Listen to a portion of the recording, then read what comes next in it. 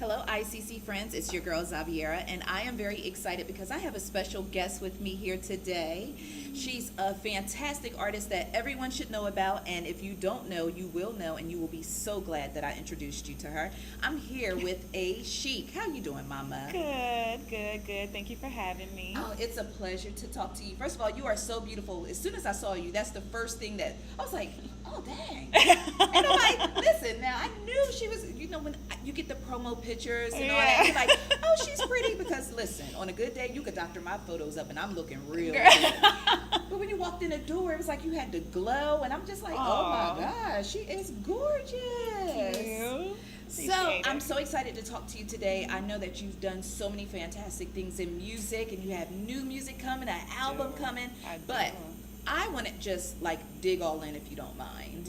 Go ahead, girl. Okay, so let's start from the beginning. So you are originally from Florida. Tell me about you being from Florida and your background and your family, because I hear you have a big family. I'm a fan of big families. I do. Shout out to my huge family, because they're probably the biggest reason why I'm into this whole music thing and whatever. Shout out Trail 5954786 real quick. South Florida, Al. I had to one time. But yeah, no, I'm from South Florida. I'm from East Miramar. That's where I grew up. My family is, from Jamaica and England, so I'm Jamaican European blend. But Miramar, where I grew up, we actually have one of the largest Jamaican populations in America. So even though I grew up in South Florida, I was still very much in touch with my roots, which is, which was awesome. And then, I'm fortunate enough to have 6 amazing older sisters and 1 amazing older brother that introduced me to an array of music growing up, just being so annoying and antagonizing them, running around the house, them kicking me out, me, standing by the door trying to see what they was listening to. Yep. Exactly. And then that's how I got introduced to, just so many different types of genres and different artists, like, Ghetto Boys, Wu-Tang Clan, El DeBarge, Ozzy Brothers, Jodeci, Sam Cooke, Elton John, like, Barris Hammond, like just so many different, Yes, you were exposed to a lot of legendary artists at that. For sure. A lot of So at 6 years old, you began singing. Yeah, I did. Do you remember what one of your favorite songs to sing as a kid? We Are the World by Michael Jackson. We Are the World. Yes. Happy birthday, MJ. Today's his 60th birthday. Come on now. Yep, look at that. Oh, look at that. Keep it together. That was keep just, it together. I am, because that wasn't even planned. See, keep it together. Happy birthday, King. I know. Happy birthday, King. Wow. We Are the World was the jam. It was, because I was in my feelings singing We Are the World. I didn't know what that song meant. But We Are the World was I Believe I Could Fly before we got I Believe I Could Fly, right? It was, absolutely. Like, we won't, that's another combo for another day. Another ice cream combo. Another one. For another day. And Now, but it's so funny that you said, you know what, you're dope. Because I'm going to tell you something that you probably didn't even notice. You loved We Are the World. Yes. But you had so many different musical influences. Every single huge artist on the planet was in We Are the World. Was on that record, from Cyndi Lauper, Lionel Richie. I mean, it was incredible. You had your musical smorgasbord in We Are the World. I'm not going to have you reading me today. Okay. She is reading me. Okay. But I love it. I'm just here to point out the greatness. That's all. I'm just here to point it out. I love it. So you began writing songs at 11. About 11, yeah. But you kept it a secret. Why did you keep it a secret? Because I didn't know if I was good. Shit. That's all it was. I was just like, I don't know if I'm good at this. I'm going to just hold this down. Be like, boy, when you took my crayons. I don't know. No, I don't know about that. Yeah, no. Real talk. Like, I didn't know if I was good. That's all. That's all it was. Like, the thing is, I started writing at 7. Like, I won my first writing contest at 7. Wow. So I was always into literature, and I was always very strong in literature. Okay. And then, just growing up and just loving music and stuff, I was just like, literally, I remember being in 6th grade in science class, and I literally wrote my first rap. And I didn't know if it was good, but I would have, and you know what? God bless my mother. She actually still has all of my notebooks. How dope is that? Yeah, no, it's amazing, because I'd be like, what was you going through, girl? I be flipping through these pages like, girl, who did something to you? You had little kid problems. Like, where you got this from? You had little kid girl, problems. And they was serious. Yeah. They was real, because she wore the same shoes as I did, because she knew that I was going to get those, and she made her mama buy them. What? And it was real, but so Swagging, jacking in 6th grade. early. Wonder where she at now. Anyway. Probably somewhere trying to look like you, right? She's somewhere right now trying to get her curls together. Like, this curl pattern is not coming together for me. You a mess. But yeah, so I started, trying to write music and everything at like 11, and I would literally do it every day. It was what I loved to do, like genuinely loved to do. Yes. Just like writing, it was just always really like therapeutic. And not only that, I was a really like inquisitive child. I always questioned things, and I loved to create overall. Yes. I just loved to create, so it gave me a chance to really just be able to come up with different things and just express myself in different ways. And it was my own little world, you know what I'm saying? And so when I was 16, a couple years later, they used to do this thing called the rap game. And the rap game shut it down the first night, though. Yes. Okay. And let's go ahead and get the humble brag popping. Oh, though. gosh. Go ahead. Shut it down the first night. The go shameless brag. Mm-hmm. But no, so I did that. I didn't know if I was going to win or lose or whatever, and I ended up winning, and it was fun. And I was like, okay, so, it was something you had to get voted off of. And so, like, the listeners would call in after you went, and they'd have to vote. I used to love that. The radio's not fun like that anymore. No, it's not, unfortunately. But, hopefully it could get back. And how long was your reign? 2 months. Okay. 2 months. Okay. Okay. 2 months. Okay. And which I just retired because school was starting back, and it was over the summer, and I just ain't have confidence. She said I had to just go ahead and retire. Like, it just got relentless. It was kind of like, after a while, it was just like, it's not challenging anymore, because it would come to some nights where, and I appreciated it so much, I really did, but some nights it would be like, okay, we're not even voting. And you'd be like, but no, I want you guys to vote. Like, let somebody. Yeah. And but that was great. And what it really did was I started telling people that I was doing it after like 2 weeks of me winning. Mm-hmm. So, but the funny thing is when I started telling people, they were like, nah, Duchess, because that was my name. Was Duchess. Okay. They were like, that's you? And I was like, yeah. And so it became this thing where my sisters were even like, that's my little sister on the radio. And I was like, okay. But what did that do for your confidence? Because, I mean, at 11, we're hiding our lyrics. And at 16, you're like literally like, look, y'all, I got to gracefully bow out. Like this. I got to go back to school. Yeah. So this girl can swagger jack me some more. Yeah. So what did that do for your confidence? It let me know that I could do it. It's just, it's really nothing to it. It just really let me know that, okay, you might have something here. Yeah. You know what I mean? And don't be afraid of it. And so, but it also started to challenge me more. And I think I'm just one of those entities. I'm just one of those people where I need push and pull. I need to be pushed. I need to be pressed. So then after a while, when I would go to school and stuff, and actually a good friend of mine that we went to school with, Conceited, amazing battle rapper. He's also on Wild Now. Shout out to him. Yeah, Conceited. He's my favorite. Yeah. He's my favorite meme. He's so, with the cup. Yes, he is hilarious. He is my favorite meme. No, and trust me, like our hallway battles in high school were epic. I bet. They were epic. Because he's nice. Let me tell you something, and he always was. Because he's possibly, like, till this day, one of the funniest people that I've ever met in my life. And even back then, it was even worse. He was just always a clown. And so, but being amongst him and other super talented, young men, and a lot of the girls back then, they kind of didn't really want to, I was never really like a super girly girl. Yeah. And so it was, it put pressure on me. It did, because I had to hold my own amongst them, kind of like when they talk about how Eve had to do with the Rough Riders, Little Kim and Junior Mafia. Little Kim and Junior Mafia, you know what I'm saying? Like, and even Foxy Brown amongst, Jay-Z and Nas and The Firm and all that, like, you really have to hold your own, and they were not going to let you slip. No. You had to work twice as hard to be half as good. You know what I mean? Absolutely. So in my case, it was like, none of y'all beat me. Like, you know what I mean? So I had to bring it every time. So that's what I appreciated that, moment in my life. It did that for me. It opened me up to knowing that, something, you can do it, but it also let me know, like, you can't slip either. You got to always go hard. You got to always give it your all. Rise to the challenge. Yeah, every single time. Wow.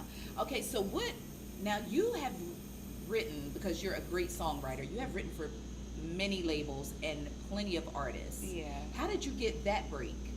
Um, well, doing stuff like that, it was something that was actually suggested to me. Okay. That was like, you might want to probably start looking into that avenue as well, in songwriting and stuff like that. And I thought about it, and I was like, I don't know why I never really did that before, because above all, the writing is my first love. Like I Okay. said, I won my first writing contest at 7.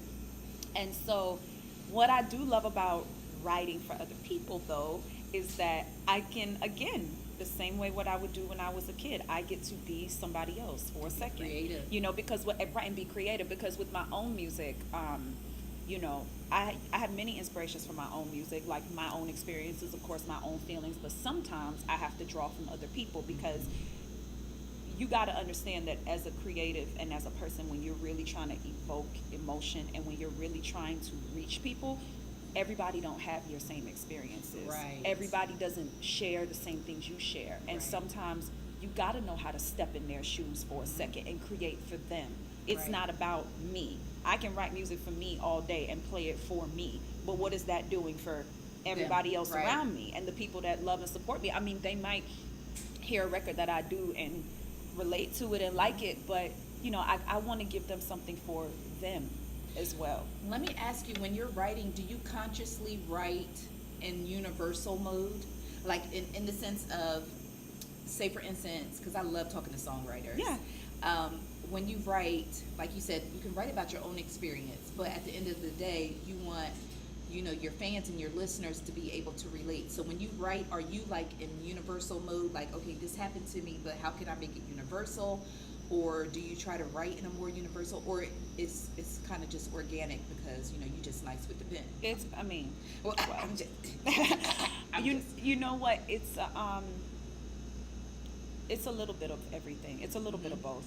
You know what I mean? Like, there are times where I have an experience, but I'm like, this song has the potential to be so powerful that I'm gonna find a way to make it where everybody can relate. Yes. And then there's some things that are just for me. Yes. And that's it. And you just gonna have to feel it. And that's it. And this is about me and what I'm going through. And because people, as much as they want to be empathetic, they want to be sympathetic as well. Yes. They want to hear your story and hear about what you've gone through or are going through.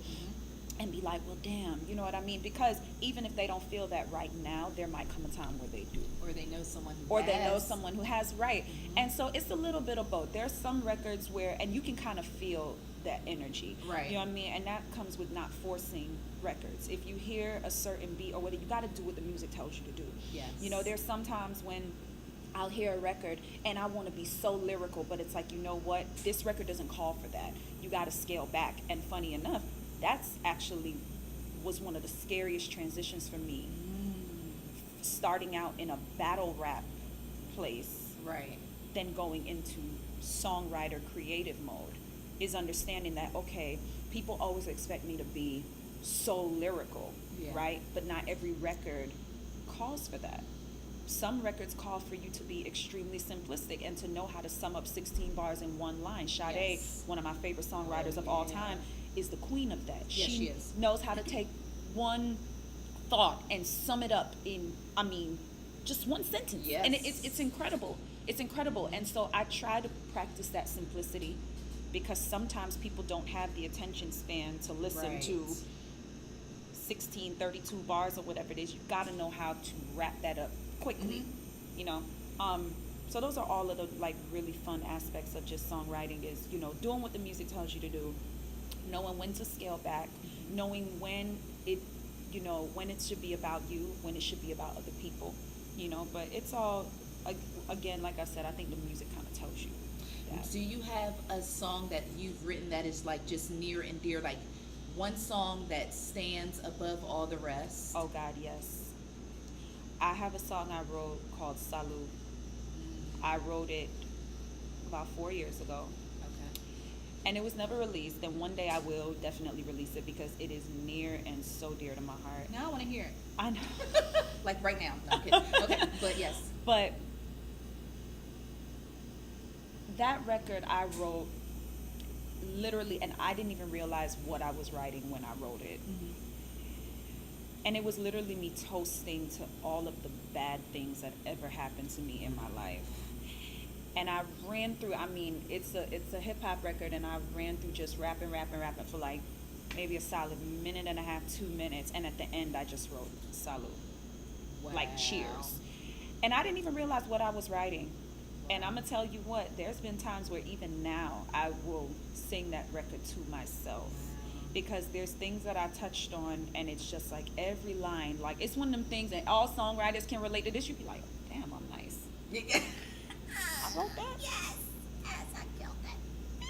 Yes. So for me, Salud is definitely my favorite record that I've ever written till this day. Go ahead and just release it tomorrow. I mean, why wait? I might. Salud. I might. Look what Ice Cream Convos done did. Got me ready to release some exclusives and stuff. Why wait? Just might have to. Just why wait? No reason to wait.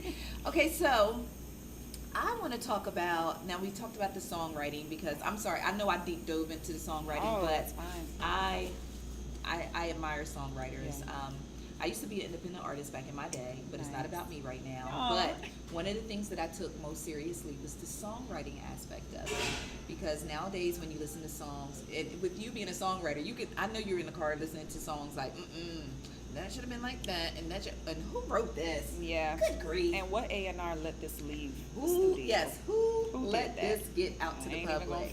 even gonna front. Okay. But just to be fair, Yes. there's still a lot of great music out Yes, there it right is. now. People like to pretend like, oh, hip hop is that. No, it's not. Hip hop is alive and kicking. Who are It some is- of your favorite artists? right now? Yes. Okay, so we talk about current artists right now. Yeah. Okay, God rest Triple X. Oh my gosh. XXX Tentacion was one of my favorites. He's still, even in his death, is one of my Yes. favorites. That kid understood I love artists that evoke emotion. Right. That young man helped young black men to articulate their feelings. Yeah. Because in our community, mental health is something that is It not is. spoken upon.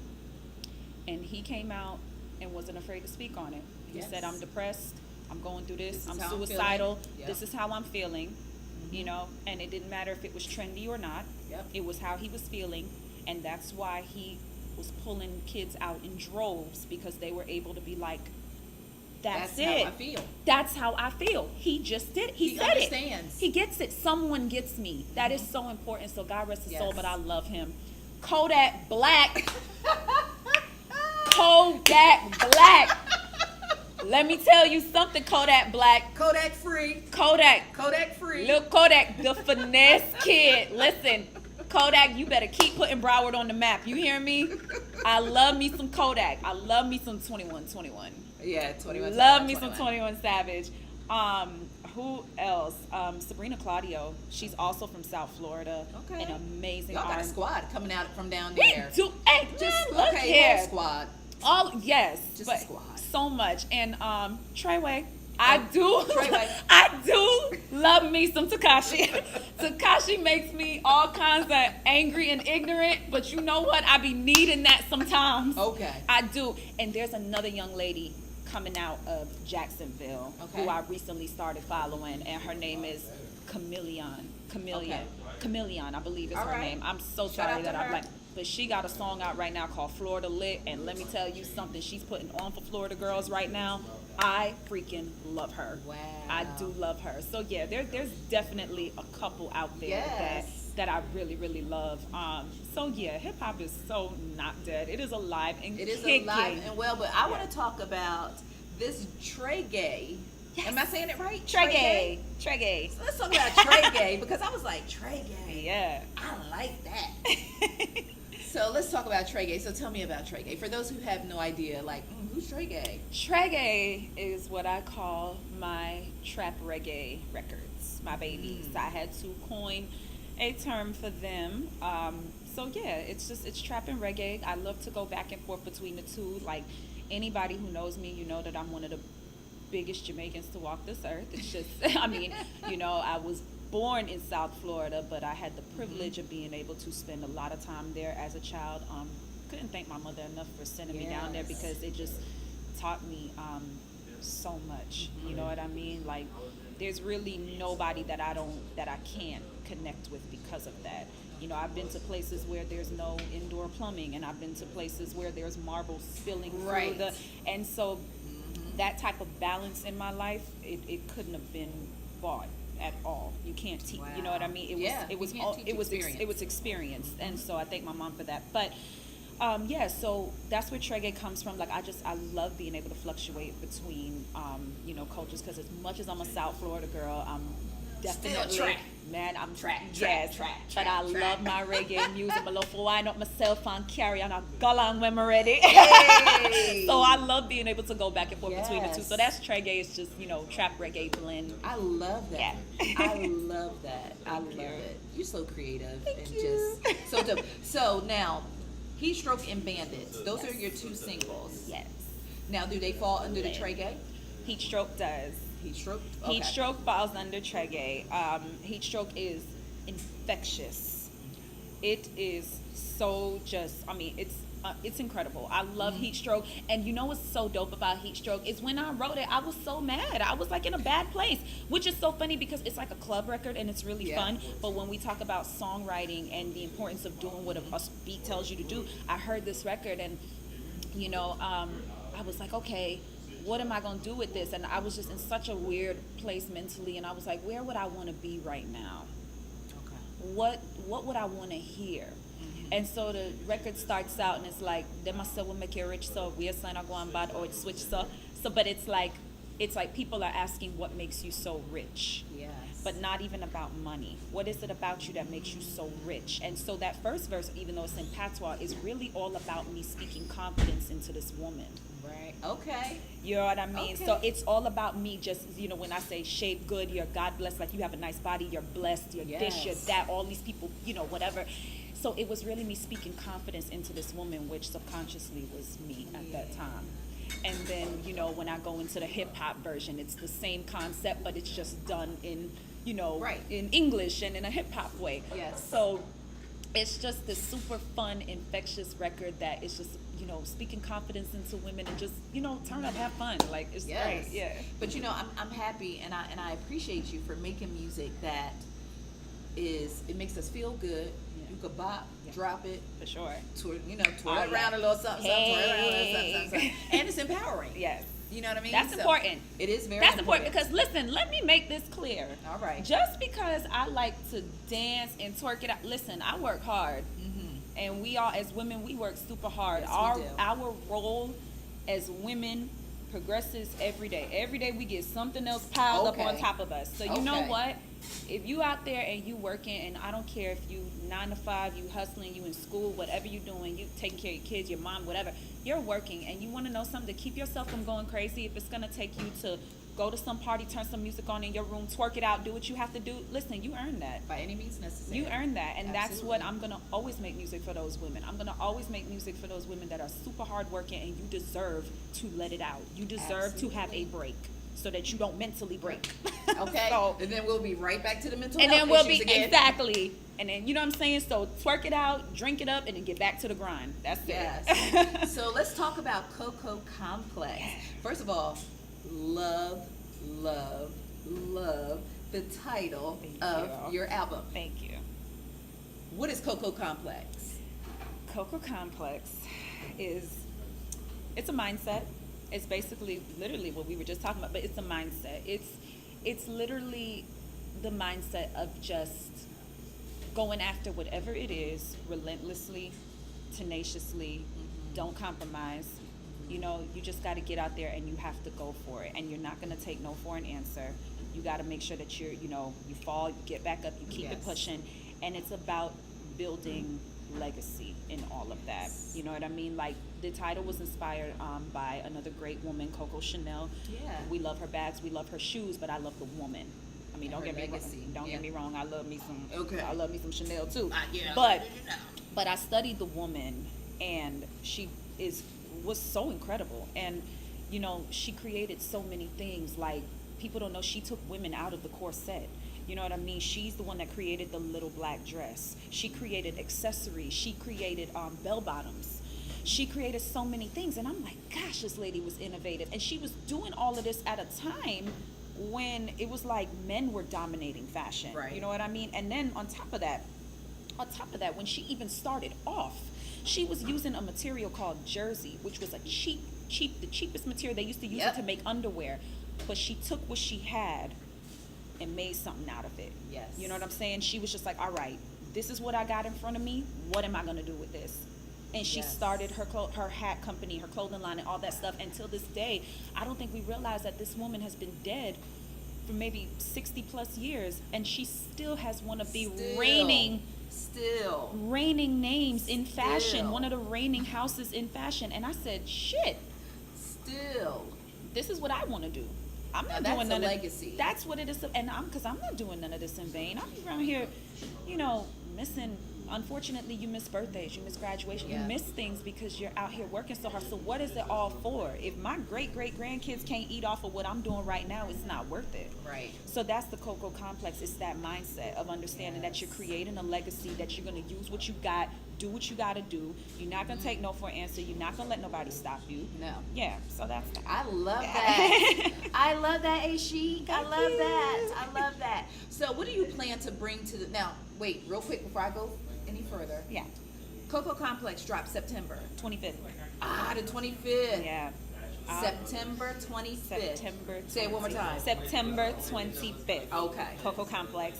But Bandits and Heatstroke are already out there. They're on Spotify, Tidal, Apple Music, iTunes, everything. So and go scoop it today. Yes. Handle your business. Scoop it. All right. Like we'll be doing in a little bit. Yes. Oh yeah, I know. I'm so excited. We're going to be making ice cream. I'm so excited. Okay, so with Coco Complex, what do you want? How do you want it to be received? And I know, I mean, of course, you're like, well, I want it to be successful and so on and so forth. Right. But what do you want people to pull away from the album, or what do you want them to learn about you through listening to your music? Like, I think the biggest thing for me with that project, and that's a great question because no one's ever asked me that. oh, thank you. But I think the biggest thing I want people to take from this project is that it's okay to not feel one emotion all the time.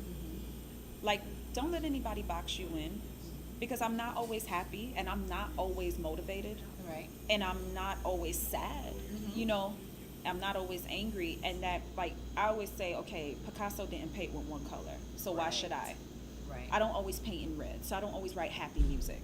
So you get such an array of emotions and, you know, different feelings and different vibes and different energies. And, you know, where people think that, you know, oh, people don't write anymore. They don't really put thought into lyrics anymore. They don't really this. So I really want people to feel. And you know what? Whatever it makes you feel, as long as you feel something, I'm okay with that.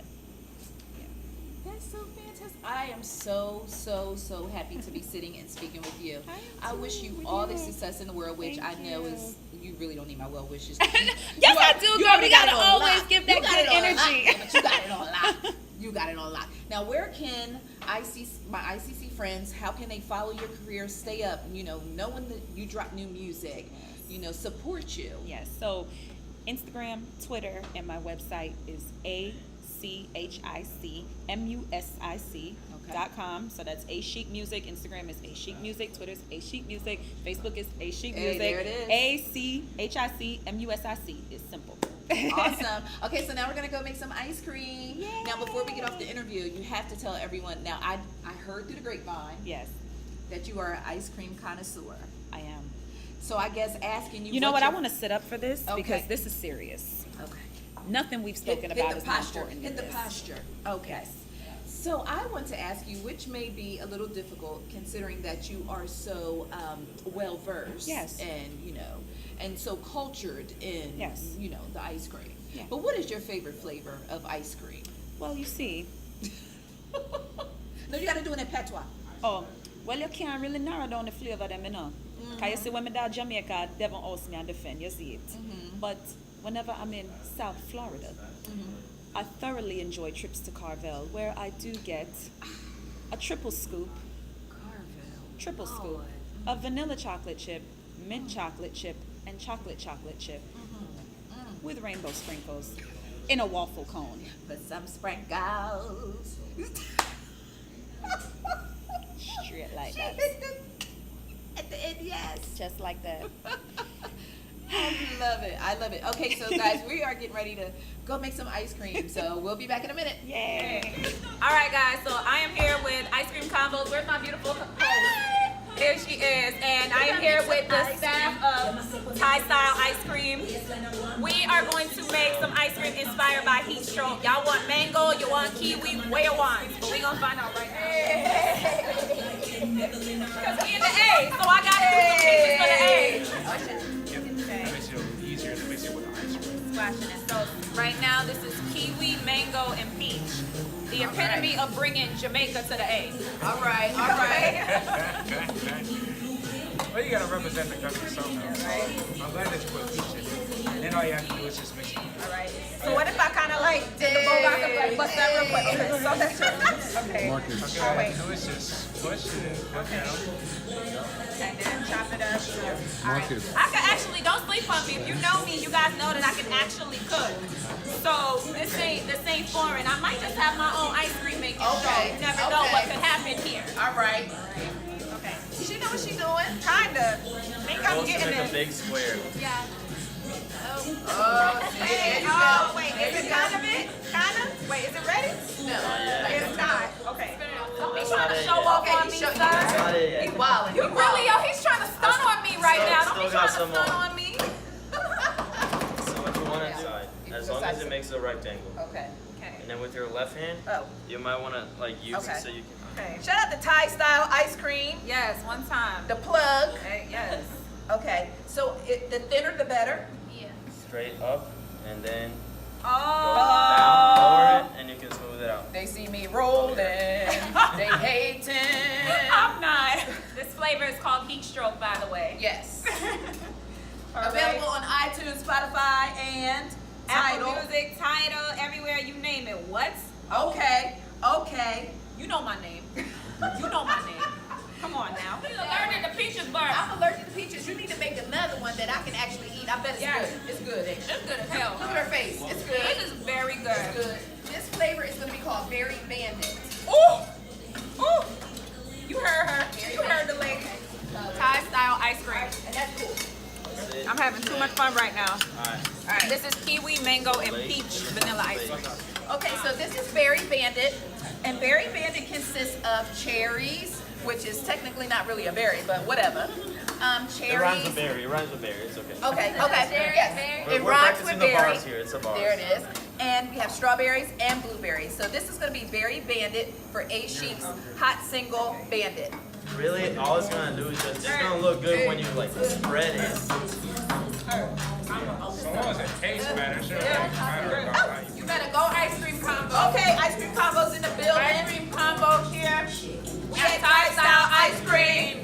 Make your ice cream on your hose. Hey. All right. Hey, up, sis. Hey, sis. Bucket up. You wanna put that? Oh, one hit of quick. What? What? Hey, tell them your name, sis. Xaviera. Tell them your Ice name. cream conversations. Man, come on now. You think Oh, it looks like I'm about to get a Come job. on now. I'm about to get a job. That's better than my role. I'm about to get a job. I'm about to get a job. Let's go, sis. Crank. Hey, not for nothing, This is awesome. This is full circle. It is.